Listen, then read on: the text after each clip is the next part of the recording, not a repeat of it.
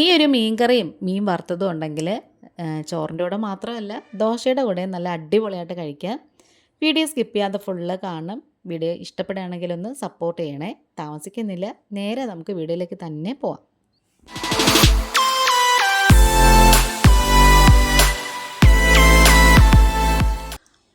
അപ്പോൾ ദേ പൊന്നാരൻ ഞവര എന്നൊക്കെ പറയും, നന്നായിട്ട് കഴുകിയിട്ടുണ്ട് കേട്ടോ മീൻ. എന്നിട്ട് വറുക്കാനുള്ളൊരു 4 കഷ്ണം വരഞ്ഞ് വെച്ചിട്ടുണ്ട്. ഇനി നമുക്ക് ആദ്യം കറിക്കുള്ള പരിപാടി നോക്കാം. ചട്ടിയിലേക്ക് 1.5 ടേബിൾ സ്പൂൺ വെളിച്ചെണ്ണ ഒഴിച്ചു കൊടുക്കാം.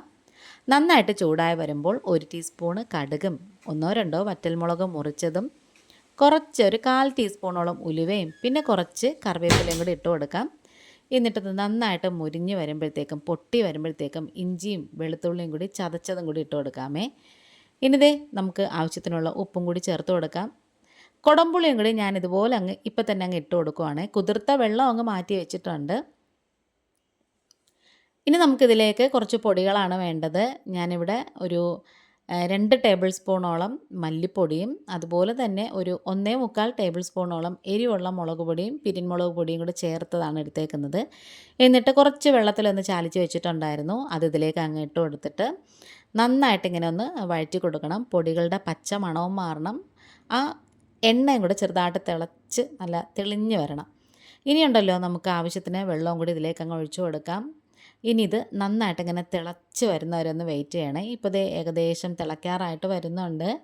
അങ്ങനെ ഇതുപോലെ നന്നായിട്ട് വെട്ടി തിളയ്ക്കുമ്പോഴത്തേക്ക് നമുക്ക് മീൻ കഷ്ണങ്ങൾ ഇതിലേക്ക് ഇട്ട് കൊടുക്കാം. കറി വയ്ക്കാനുള്ളത് ഞാൻ മുറിച്ചാണ് ഇടുന്നത്, അപ്പോൾ അതാണ് നല്ലത്.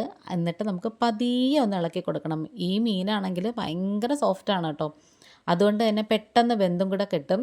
അതുപോലെ തന്നെ നമ്മൾ ഇളക്കുമ്പോഴൊക്കെ നന്നായിട്ട് സൂക്ഷിച്ച് വേണം, നന്നായിട്ട് ഇങ്ങനെ സൂക്ഷിച്ച് വളരെ ശ്രദ്ധയോടുകൂടി മെല്ലെ വേണം നമുക്കിത് ഇളക്കാൻ. ഇനി നമുക്കിത് ഒന്ന് അടച്ച് വെച്ച് കൊടുക്കാം. നന്നായിട്ട് വെന്ത് കിട്ടണം, സിമ്മിൽ വെച്ചേക്കാമേ. ഇനി നമുക്ക് വറുക്കാനുള്ളത് പുരട്ടി വെക്കാം. 1.5 ടേബിൾ സ്പൂണോളം മുളക് പൊടിയും 3/4 ടേബിൾ സ്പൂണോളം കുരുമുളക് പൊടിയും കുറച്ച് മഞ്ഞൾപ്പൊടിയും ഒരു 3-4 അല്ലി വെളുത്തുള്ളി ചതച്ചതും കൂടി എടുത്ത് വെച്ചിട്ടുണ്ട്.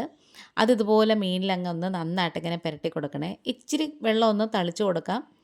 കുറച്ച് ഉപ്പും കൂടി എടുത്ത് വെച്ചിട്ടുണ്ട്, അതും കൂടി ഇതിലേക്ക് ഇട്ട് കൊടുത്തിട്ടുണ്ടായിരുന്നേ. ഇനി നമുക്ക് ഈ മീൻ കഷ്ണങ്ങൾ കയ്യിലെടുത്തിട്ട് അരപ്പതിൻ്റെ ഉള്ളിലേക്കൊക്കെ നന്നായിട്ട് ഇങ്ങനെ ഒന്ന് സ്റ്റഫ് ചെയ്ത് കൊടുക്കണേ. എങ്കിൽ മാത്രമേ ഇത് നമ്മൾ വറുത്തെടുക്കുമ്പോൾ ഉണ്ടല്ലോ നല്ലൊരു മണവും നല്ലൊരു ഫ്ലേവർ ആ ഉള്ളിലേക്കൊക്കെ ഇറങ്ങി വരത്തുള്ളൂ. മാത്രമല്ല നമ്മൾ അടുപ്പിച്ച് വരഞ്ഞതുകൊണ്ട് തന്നെ നന്നായിട്ട് മസാലയൊക്കെ ഉള്ളിലേക്ക് ഇറങ്ങുകയും ചെയ്യും. ഇനി നമുക്കിത് വറുത്തെടുക്കാം. പാനിലേക്ക് വെളിച്ചെണ്ണ ഒഴിച്ചു കൊടുക്കാം. അതിലേക്ക് ആവശ്യത്തിനുള്ള കറിവേപ്പില ഇതുപോലെ അങ്ങനെ നിരത്തി വെച്ച് കൊടുത്തിട്ട് അതിൻ്റെ മീതെയാണ് കേട്ടോ നമ്മളിത് മീൻ കഷ്ണങ്ങൾ വറുക്കാനുള്ളത് വെച്ച് കൊടുക്കുന്നത്. നമ്മുടെ ഈ ചാനലിൽ കുറേ റെസിപ്പീസൊക്കെ അപ്ലോഡ് ചെയ്തിട്ടുണ്ട്. അതുപോലെ തന്നെ ഓണം റെസിപ്പീസൊക്കെ ചോദിക്കുന്നുണ്ടായിരുന്നു. അപ്പോൾ അത് എൻ്റെ കഴിഞ്ഞ ചാനലിലുണ്ടല്ലോ കുറേ ഓണം റെസിപ്പീസ് ഇട്ടിട്ടുണ്ട് കേട്ടോ. ഇഷ്ടം പോലെ റെസിപ്പീസ് ഇട്ടിട്ടുണ്ട്. അപ്പോൾ ഇത്തവണ ഞങ്ങൾക്ക് ഓണമൊന്നുമില്ല. ഇവിടെ ഹസ്ബൻഡിൻ്റെ അച്ഛൻ മരിച്ചു പോയിട്ട് 1 വർഷം ആയിട്ടില്ല, 2 മാസം കഴിയുന്നതേ ഉള്ളൂ കേട്ടോ. അതുകൊണ്ട് തന്നെ ഞാൻ ഓണം റെസിപ്പീസ് ഇടണോ വേണ്ടേന്ന് ഇങ്ങനെ ആലോചിച്ചുകൊണ്ടിരിക്കുകയാണ് കേട്ടോ.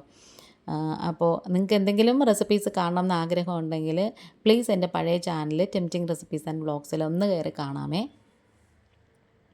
ആ ചാനൽ മോണിറ്റൈസ് ആയിട്ടും നിർത്തേണ്ടി വന്ന കാര്യങ്ങളൊക്കെ ഈ ഒരു ചാനലിൻ്റെ ഫസ്റ്റ് വീഡിയോയിൽ തന്നെ ഞാൻ പറഞ്ഞിട്ടുണ്ടായിരുന്നു കേട്ടോ. അങ്ങനത്തെ നമ്മുടെ മീനൊക്കെ ഒരു വശം മൊരിഞ്ഞപ്പോഴത്തേക്ക് ഞാൻ പതിയെ മറിച്ചിട്ട് എടുത്തിട്ടുണ്ടായിരുന്നു. ഇത് ചെറിയ തീയിൽ വേണം നന്നായിട്ട് മൊരിയിച്ചെടുക്കാൻ. അതുപോലെ തന്നെ നമ്മുടെ മീൻ കറിയും ചാറൊക്കെ കുറുകി വന്നിട്ടുണ്ട്. നമ്മൾ കുറച്ച് കറിവേപ്പിലയും കൂടി ഇതിൻ്റെ മുകളിലേക്ക് ഇട്ട് കൊടുത്തിട്ടുണ്ട്. ഞാനിപ്പം ഇടയ്ക്ക് വെച്ച് ഗ്യാസ് അങ്ങോട്ടും ഇങ്ങോട്ടും മാറ്റിയിട്ടുണ്ടായിരുന്നേ.